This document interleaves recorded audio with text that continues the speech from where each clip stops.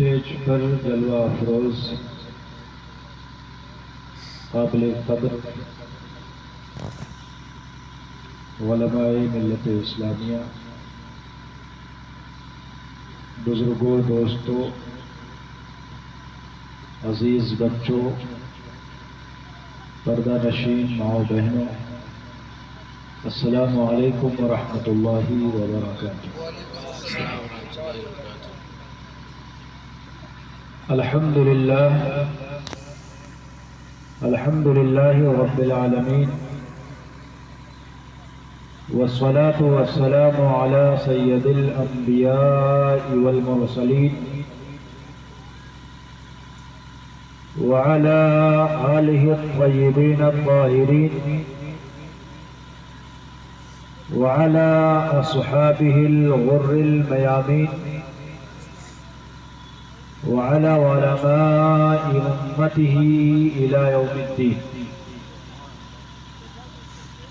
أما بعد، فأعوذ بالله من الشيطان الرجيم. بسم الله الرحمن الرحيم. اقرأ باسم ربك الذي خلق. صدق الله مولانا العظيم وصدق رسوله النبي الأمين الكريم، ونحن على ذلك لمن الشاهدين والشاكرين، والحمد لله رب العالمين.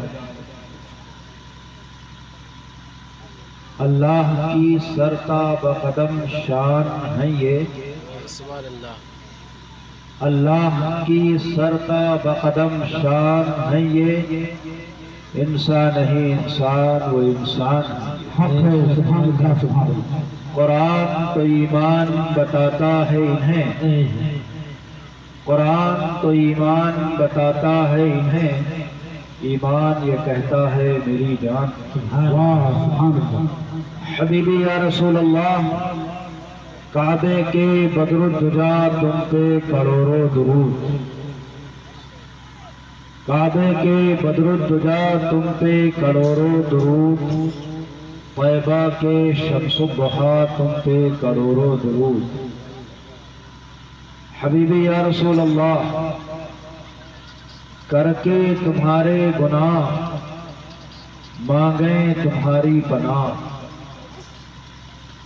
کر کے تمہارے گناہ مانگیں تمہاری پناہ، تم کہو دامن میں آ تم پہ کروڑوں درود۔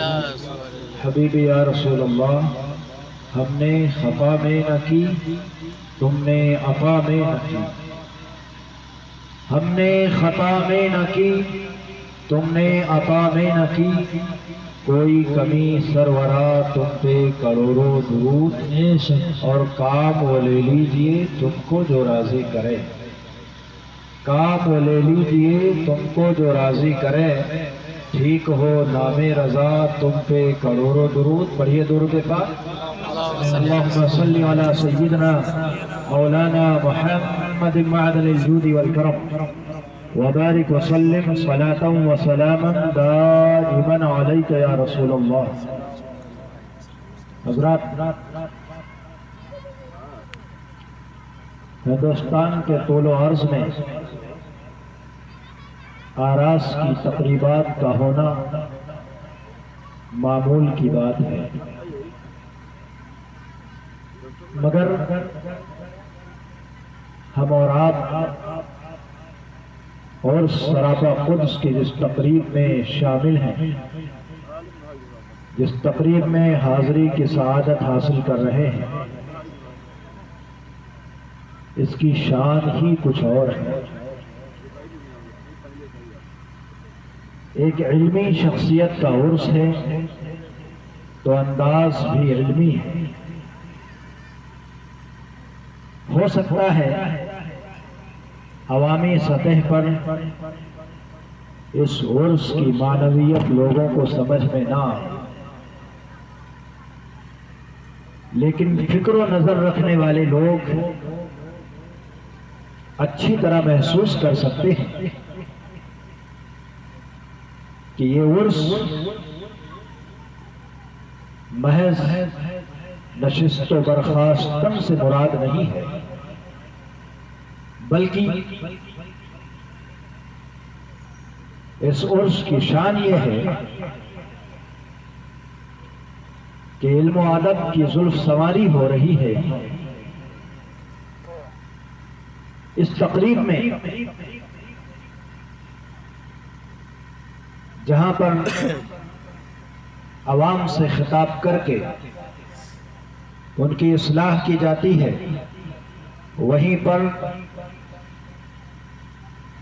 ملک و ملت کے نامور قلمکاروں کو اکٹھا کر کے قرآنیات جیسے حساس اور اہم موضوع پر مقالات لکھائے جاتے ہیں۔ ایک طرف علم کا ذخیرہ تیار کیا جا رہا ہے اور دوسری طرف عوام اہل سنت کے لیے رات کو یہ پروگرام کیا جا رہا ہے۔ میں دل سے مبارکباد پیش کرتا ہوں اس تقریب کے منتظمین حضرات، خاص طور پر حضور شریف العلماء کے صاحبزادگان کی بارگاہوں میں، جنہوں نے اعلیٰ سوچ، بہترین فکر اور بہترین مزاج کا ثبوت دیتے ہوئے اس عرس کی تقریب کو ایک نئی سمت عطا کی ہے۔ دعا تو یہ کرتا ہوں کہ کاش دیگر جگہوں پر بھی آراس کی تقریبات اسی طرح سے ہوں، محض میلوں کی شکل نہ ہو، آئے لوگ میلہ لگائے، کھانا پینا ہوا چلے گئے، نہیں، بلکہ سال بھر میں علم کی رودات تیار ہو رہی ہے۔ یہاں سے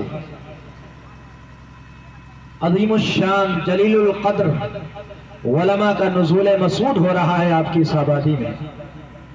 عوامی سطح پر ہو سکتا ہے کوئی حضرت علامہ محمد احمد مصباحی صاحب قبلہ مدظ اللہ نورانی کو نہ جانتا ہو، لیکن یہ درسگاہیں جانتی ہیں کہ خیر الاذکیاء کی شان کیا ہے، ان کی عظمتیں کیا ہیں، ان کا علمی وقار کیا ہے، ان کے شان کی بلندی کیا ہے، یہ علماء جانتے ہیں۔ یہ آج پورے ہندوستان میں جن چند شخصیات پر ہم فخر کر سکتے ہیں، جماعت اہل سنت کی نمائندگی کے لیے جن علمی چہروں کو ہم پیش کر سکتے ہیں، ان چہروں میں یہ شخصیات ہیں۔ حضرت مفتی نظام الدین صاحب قبلہ، کوئی کتنی بھی برائی کرے، یوں تو کوئی تاریخ میں کسی عظیم شخص کو آپ نہیں پائیں گے جس کی برائی نہ کی گئی ہو، ورنہ مفتی صاحب قبلہ کا مینار علم بہت بلند ہے۔ در حقیقت جن کی ٹوپیاں گر جاتی ہیں وہی ایسے میناروں پر تھوکنے کی کوشش کرتے ہیں، ورنہ تو حضرات قدر کرنی چاہیے ایسی شخصیتوں کی۔ اللہ رب العزت کی طرف سے یہ نعمت ہے ہمارے،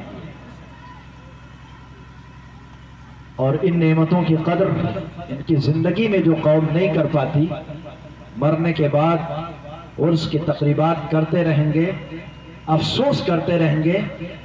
حالانکہ ضرورت اس بات کی ہے کہ علمی شخصیتوں کی قدر ان کی زندگی میں کی جائے۔ میں مبارکباد پھر سے پیش کر رہا ہوں حضور شریف العلماء کی صاحبزادگان کی بارگاہوں میں۔ بھیڑ اکٹھا نہ ہو، آپ پریشان نہ ہو، آپ استقلال کے ساتھ، جوان مردی کے ساتھ، بہادری کے ساتھ جس مشن پر ہیں رواں دواں رہیں۔ یاد رکھیں، جھاگ ختم ہو جاتی ہے جو عام طور پر دکھائی دیتی ہے، البتہ حقیقت میں جو پانی ٹھہرا رہتا ہے اسی کی قیمت ہوتی ہے۔ آپ پریشان نہ ہو، آپ کا کام مثالی ہے، آپ کا کام نمایاں ہے، آپ کا کام تعمیری ہے، اور انشاءاللہ تعمیری کام کرنے والا کبھی ہارتا نہیں۔ ایک دن آئے گا کہ لوگ آپ کے اس کام کی قدر کریں گے۔ آپ نے اپنے والد گرامی کے روح کو خوش کر دیا ہے، جہاں پر آپ نسواں چلاتے ہیں، وہیں پر آپ نے انگلش میڈیم اسکول قائم کر کے ہماری جماعت کو ایک بہترین تحفہ عطا کیا۔ حضرات، علم کی ضرورت ہے اس قوم کو۔ ہندوستان کی سرزمین پر آج ہم جن چیلنجز کا مقابلہ کر رہے ہیں، یاد رکھیں ان کا مقابلہ بغیر علم کے ممکن نہیں ہے۔ میری قوم کے نوجوانوں، میری قوم کے جیالو، ذرا غور کرو۔ جس قرآن پاک پر ایمان رکھتے ہو، آج سے 1400 برس پہلے نبی کریم علیہ الصلوۃ والتسلیم پر نازل ہو رہا ہے، تو جانتے ہو اس کی پہلی آیت کریمہ ہمیں تعلیم کا درس دیتی ہے۔ غور تو کریے، حضرت سیدتنا عائشہ صدیقہ رضی اللہ تعالی عنہ کی روایت کے مطابق قرآن پاک کی جو سب سے پہلی آیت کریمہ آقا پہ نازل ہوئی ہے وہ اقرا بسم ربک الذی خلق۔ پہلی آیت کہاں سے شروع ہو رہی ہے؟ غور کرو، لفظ اقرا سے۔ اقرا کا معنی پڑھو، پڑھو۔ اقرا کا معنی پڑھو۔ قرآن کا پہلا پیغام پڑھو، اقرا، پڑھو۔ آپ ذرا غور کریں، 1400 برس پہلے جزیرہ عرب میں سب سے پہلی بات پڑھنے کی جا رہی ہے۔ آج اگر آپ کے ضلع میں کسی ایڈمنسٹریٹر کو بھیجا جائے اور وہ آپ کے ضلع کا کنٹرول سنبھالے، تو کنٹرول سنبھالتے ہی سب سے پہلے وہ جائزہ لے گا اس ضلع میں بڑے بڑے مسائل کیا ہیں۔ بڑے مسائل پہلے حل کرے گا، چھوٹے مسائل بعد میں حل کرے گا۔ آئیے ذرا جائزہ لیں، جزیرہ عرب ہے، قرآن مقدس نازل ہو رہا ہے، اور سب سے پہلا جو پیغام لے کر کے آ رہا ہے، کنٹرولنگ پاور کا سب سے پہلا پوائنٹ، اقرا، پڑھو، اے محبوب پڑھو۔ سوال یہ پیدا ہوتا ہے، کیا جہالت ہی سب سے بڑا مسئلہ تھا جزیرہ عرب کا؟ اگر ہم غور کریں تو وہاں اور بڑے سارے مسائل ہیں۔ لڑکیوں کو زندہ دفن کیا جا رہا ہے، بہت بڑا مسئلہ ہے۔ زیادتی کی جا رہی ہے، بہت بڑا مسئلہ ہے۔ قتل و غارت گری کا بازار گرم ہے، بہت بڑا مسئلہ ہے۔ عربی قبائل آپس میں دست و گریباں ہیں، بہت بڑے مسائل ہیں۔ قتل عام ہے، زنا عام ہے، شراب خوری عام ہے، لڑکیوں کو زندہ دفن کیا جا رہا ہے۔ بلکہ سب سے بڑا مسئلہ تو شرک اور کفر کا تھا۔ یہ خانہ کعبہ جہاں 360 سے زیادہ بت رکھے ہوئے ہیں، سب سے بڑا مسئلہ تو شرک کا تھا۔ ہونا یہ چاہیے تھا، قرآن نازل ہو رہا ہے، اب سب سے پہلے قرآن کنٹرول کرے شرک پر، قرآن کنٹرول کرے زنا پر، قرآن کنٹرول کرے قتل و غارت گری پر، قرآن کو کنٹرول کرنا چاہیے لڑکیوں کو زندہ دفن کیے جانے پر۔ لیکن آپ ذرا غور کرو، ابھی لڑکیوں کا مسئلہ نہیں آ رہا ہے، ابھی قتل و غارت گری پر کنٹرول نہیں کیا جا رہا ہے۔ سب سے پہلا جو پیغام دیا جا رہا ہے وہ یہ ہے، اقرا، اے محبوب پڑھو۔ سوال یہ پیدا ہوتا ہے، کنٹرولنگ پوائنٹ کے اعتبار سے جہالت سب سے بڑا مسئلہ نہیں ہے، اور بڑے سارے مسائل ہیں، تو دیگر بڑے مسائل کو پہلے کیوں نہیں حل کیا گیا؟ سب سے پہلے پڑھنے کی بات کیوں ہوئی؟ اگر آپ غور کریں گے تو جواب سمجھ میں آ جائے گا۔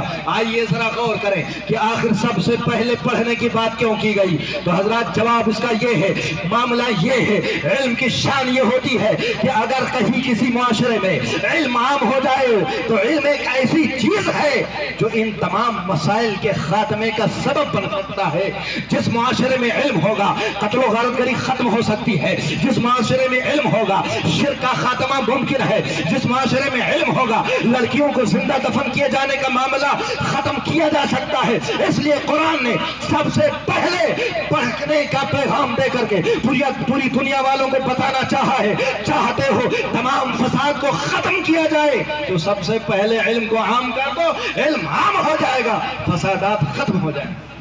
نعرے تکبیر، نعرے رسالت۔ سبحان اللہ ماشاءاللہ۔ فساد پر کنٹرول کے لیے علم بہت بہترین ذریعہ ہے، اور قرآن اسی نظریے سے سب سے پہلے علم کی بات کر رہا ہے۔ لیکن آپ میں سے ابھی کوئی کھڑا ہو کر کے کہہ سکتا ہے مولانا صاحب عجیب و غریب بات کر رہے ہو، علم عام ہو جائے فسادات ختم ہو جائیں گے،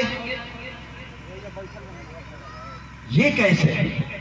آج ہم دیکھ رہے ہیں علم عام ہو چکا ہے، پڑھائی ہے، لیکن فسادات پر کنٹرول نہیں ہے۔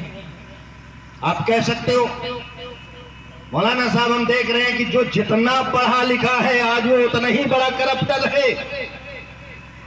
ایک جاہل چوری کرے گا تو کتنے کا چوری کرے گا بتاؤ؟ زیادہ زیادہ 10 روپیہ، 10,000۔ لیکن کبھی بڑے بڑے پڑھے لکھوں کو چوری کرتے دیکھا ہے؟ وہ کروڑوں میں کھیلتا ہے۔ آپ کہہ سکتے ہو مولانا صاحب آپ تو کہہ رہے تھے علم عام ہو جائے فساد ختم ہو جائے گا، کرپشن ختم ہو جائے گا۔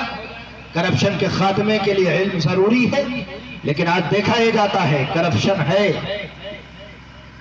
علم ہے پھر بھی کرپشن ہے۔ یہ جن لوگوں نے میزائلیں بنایا ہے،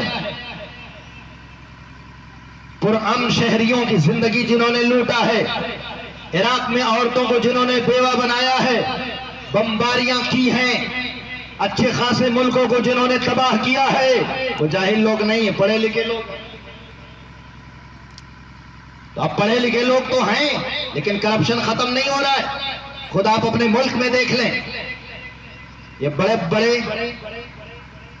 کرپٹڈ لوگ جو بیٹھے ہوئے ہیں نا، جن کے ہاتھ میں قلم کی طاقت ہے، یہ جاہل لوگ نہیں ہیں، پڑھے لکھے لوگ ہیں، لیکن پھر بھی کرپشن نہیں ختم ہو رہا۔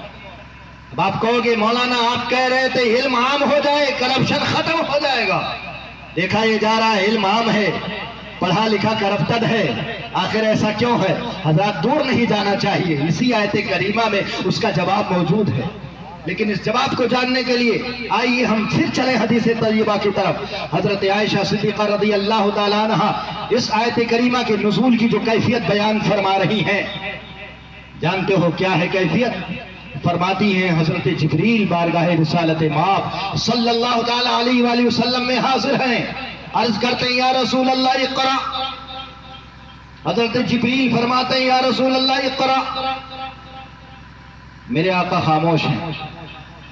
جبریل کہتے ہیں محبوب پڑھو، محبوب پڑھو، اور رسول اللہ خاموش۔ پھر حضرت جبریل کہتے ہیں محبوب پڑھو، پھر رسول اللہ خاموش۔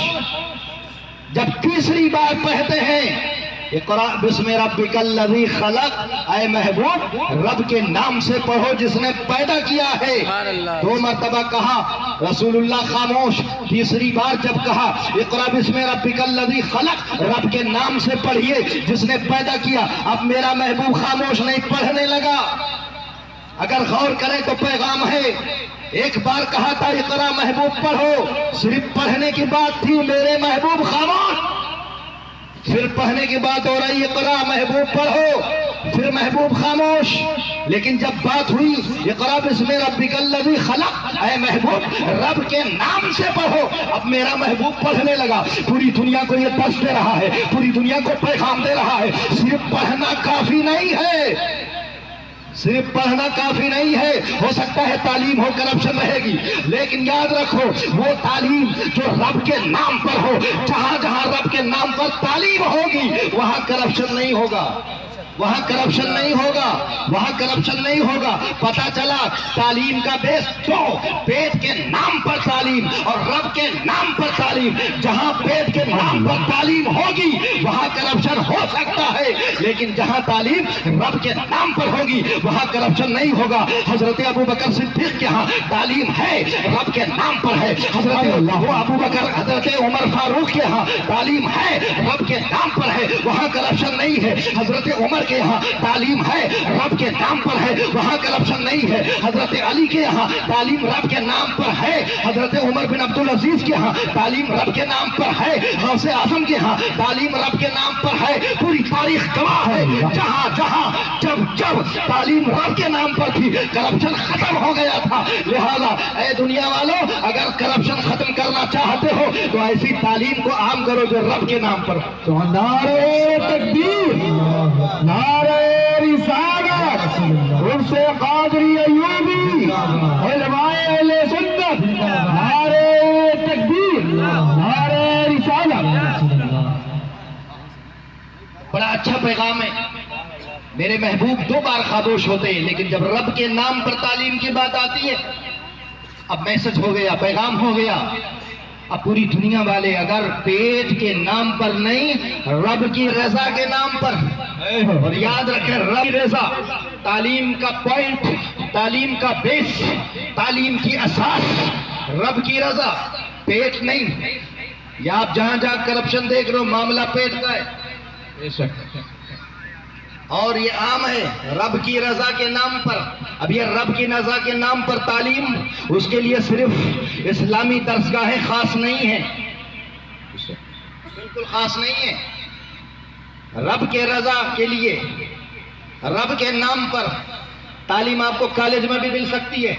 ایک شخص ڈاکٹر بننا چاہتا ہے، اس نیت سے ڈاکٹر بننا چاہتا ہے، ڈاکٹر بنوں گا، انسانیت کی خدمت کروں گا، اپنے مولا کو راضی کروں گا، رسول اللہ صلی اللہ تعالیٰ علیہ وآلہ وسلم کے فرمائے ہوئے طریقے پر عمل کرتے ہوئے میں سب سے بہتر انسان بنوں گا، کیونکہ نبی کریم علیہ الصلوۃ والتسلیم نے ہی ارشاد فرمایا تھا، خیر الناس من ينفع الناس، تم میں بہتر وہ ہے جو لوگوں کو فائدہ پہنچائے۔ بے شک سبحان اللہ۔ خیر الناس من ينفع الناس، تم میں سب سے بہتر وہ ہے جو لوگوں کو فائدہ پہنچائے۔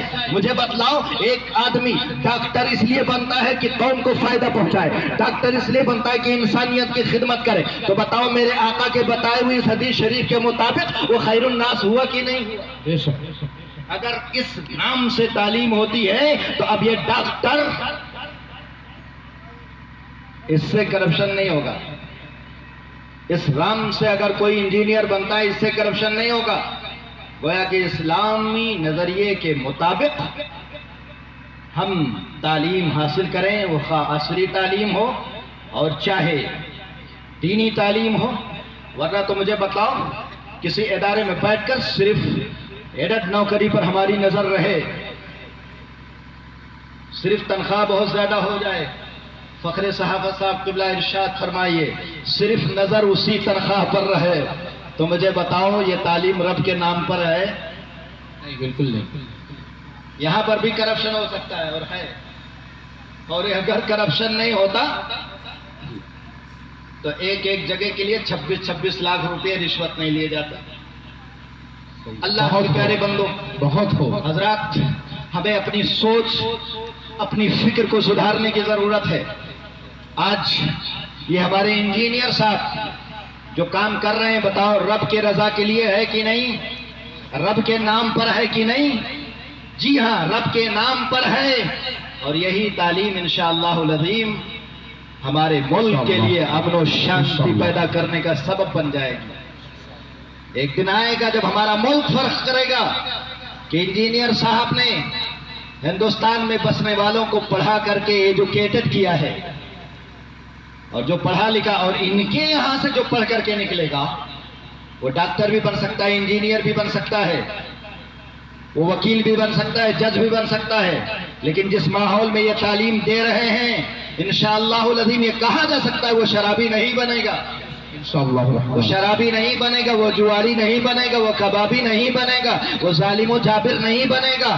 اب مجھے ذرا بتلاؤ، تاریخ میں جہاں جہاں یہ کرپشن ہے تو کرپشن صرف اس لیے ہے کہ جب بندے کو اپنی صرف پیٹ یاد ہے وہ کرپٹڈ ہو جائے گا، اور جب رب کی رضا یاد رہے گی اسے وہ کرپٹڈ نہیں ہوگا۔ اس لیے آج درسگاہوں کی بھی ضرورت ہے، آج اسلامی مدرسوں کی بھی ضرورت ہے، اور آج عصری کالجز کی بھی ضرورت ہے، آج طالب نسواں کی بھی ضرورت ہے، آج ماڈرن اسکولوں کی بھی ضرورت ہے۔ یہ ماڈرن اسکول نہ رہے تو یاد رکھیں ہم حالات کا مقابلہ نہیں کر سکتے. اس لیے آج عرس ایوبی سے آپ کو جو پیغام دیا جا رہا ہے وہ پیغام یہ ہے کہ آپ آدھی روٹی کھا لیجئے لیکن اپنے بچے کو ضرور پڑھائیے.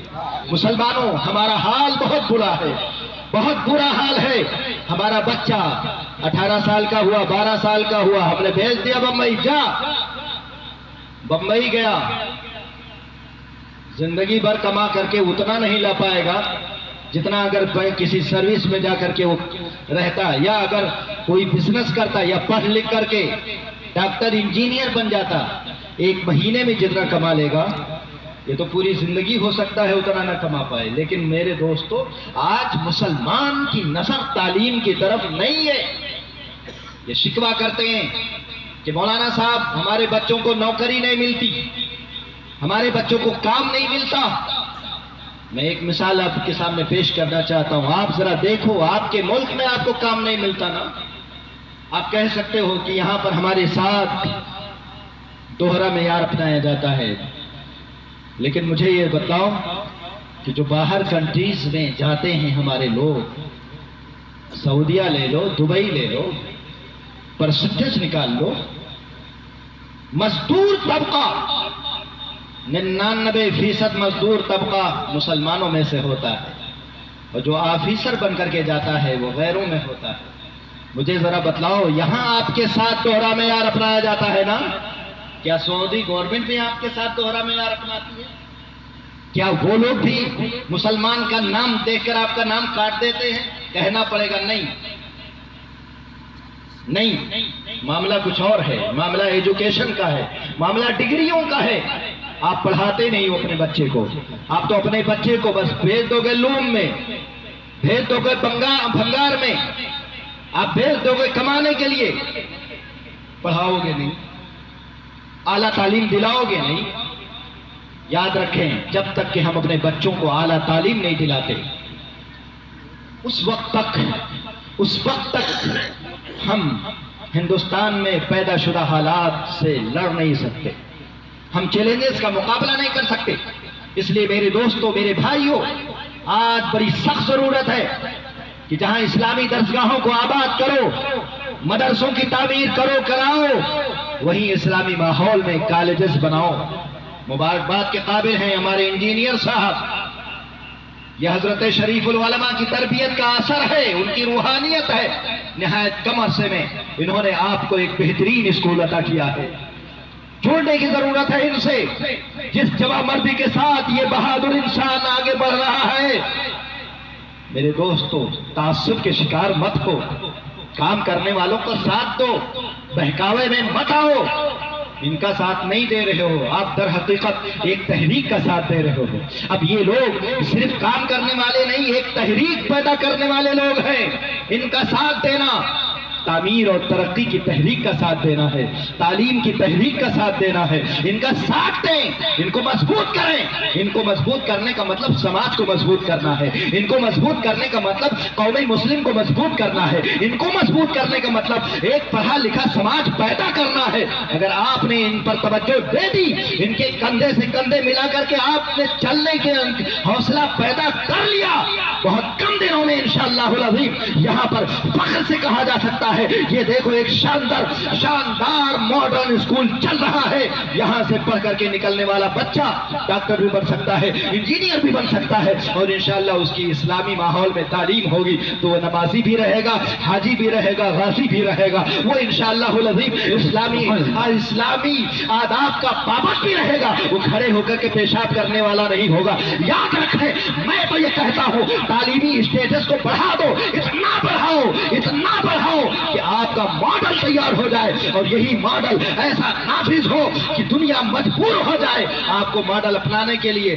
آج دنیا نے اپنا ماڈل پوری دنیا پہ جو تھوپا ہے, آج ہمارے یہاں جو کرسچنٹی کی ثقافت اور تہذیب ہمارے سماج میں آئی ہے, یاد رکھو یہ ایسے نہیں آئی ہے. انہوں نے ایجوکیشن پوائنٹ پر توجہ دیا ہے, انہوں نے ایجوکیشن اسٹیٹس کو بڑھایا ہے. جب ایجوکیشن اسٹیٹس ان کا بڑھ گیا تب انہوں نے اپنی تہذیب ہم پر تھوپ دی. ورنہ یاد رکھیں تعلیم نہ ٹائی جانے نہ کرتا پائجامہ جانے، اس لیے کہ تعلیم نام ہے پڑھنے کا، تعلیم نام ہے محنت کرنے کا، اور ایک بہترین سسٹم کے ساتھ محنت کرو تو انشاءاللہ کامیاب ہو جاؤ گے۔ یہ کپڑے سے متعلق نہیں ہے، لیکن آج پوری دنیا میں ایک ان کی تہذیب چل رہی ہے، ان کا ماڈل چل رہا ہے۔ ان کا ماڈل کیوں چل رہا ہے؟ ان کا ماڈل اس لیے چل رہا ہے کیونکہ انہوں نے ایجوکیشن اسٹیٹس کو بڑھایا ہے۔ اے مسلمانوں، میں اپنے علماء اہل سنت سے بھی گزارش کروں گا، بہت سارے کام کرتے ہو لیکن اس وقت قیادت کرنے کی ضرورت ہے، اس وقت قوم کی بہترین نمائندگی کی ضرورت ہے۔ اس قوم کو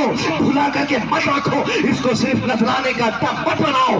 یاد رکھو، اگر اس قوم کے ہاتھ کو پکڑ کر کے آپ نہیں چلاؤ گے تو آسمان سے فرشتے اتر کر نہیں چلائیں گے۔ ان کی بہترین نمائندگی کرو، ان کا بہترین خیال کرو، ان کو بہترین اسکول دے دو، ایسے اسکول جہاں پر اسلامک ماڈل نافذ ہو جائے۔ آج ضرورت اسلامک ماڈل کی ہے، اسلامک ماڈل نافذ ہو جائے گا تو یاد رکھو غیر کا لڑکا آئے گا، وہ آپ کے بہترین اور آپ کے اعلیٰ تعلیم سے دیکھ کر کے آئے گا، اور جب آپ کے یہاں آئے گا تو جانتے ہو آپ کے یہاں سے نکلے گا، اس کی زبان پر کلمہ شہادت ہو سکتی ہے، سبحان اللہ، پر اسلامی کلمات ہو سکتے ہیں، اس کی اداؤں میں اسلام کے آداب ہو سکتی ہے، اس کی اداؤں میں اسلام کی تعلیمات ہو سکتی ہے۔ وہ چور نہیں ہوگا، وہ ڈاکو نہیں ہوگا، وہ کرپٹر نہیں ہوگا، وہ سنت مصطفیٰ کا پابند ہوگا۔ اس لیے مسلمانوں، ایجوکیشن اسٹیٹس کو اتنا مضبوط کر دو کہ دیگر قومیں آ کر آپ کے تہذیب کو اپنا لیں، ورنہ تو یاد رکھو آج بچا نہیں پاؤ گے نسلوں کو، آج بچا نہیں پاؤ گے قوموں کو۔ صرف ایجوکیشن اسٹیٹس کے نام پر آپ کا بچہ ٹائی بھی پہنے گا، آپ کا بچہ کھڑے ہو کر پیشاب بھی کرے گا، روک نہیں پاؤ گے۔ اور اتنا ہی نہیں، آج جو ارتداد کا مسئلہ چل رہا ہے، آج ہماری بچیاں دوسروں کے کالجوں میں جا کر کے غیروں کا مذہب قبول کر رہی ہیں۔ پتا ہے کیوں؟ اس لیے کہ we have not a system of education, ہمارے پاس سسٹم نہیں ہے۔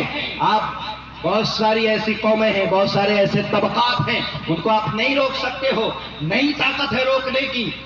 ایک ایجوکیٹڈ بندہ، دنیاوی یا عصری تعلیم حاصل کیا ہوا بندہ اپنی بیٹی کو جاہل نہیں رکھنا چاہتا ہے، وہ کالج میں اپنی بچی کو لے جا رہا ہے، لیکن جانتے ہو اتنا بڑا اس وقت مسئلہ ہے، اس کو روکو تو آپ سے بدزن ہو جائے، اور وہ کالج میں جائے تو بچی غیروں کے ساتھ چلی جائے۔ مجھے بتلاؤ اس کا حل کیا ہے؟ اس کا وہی حل ہے جو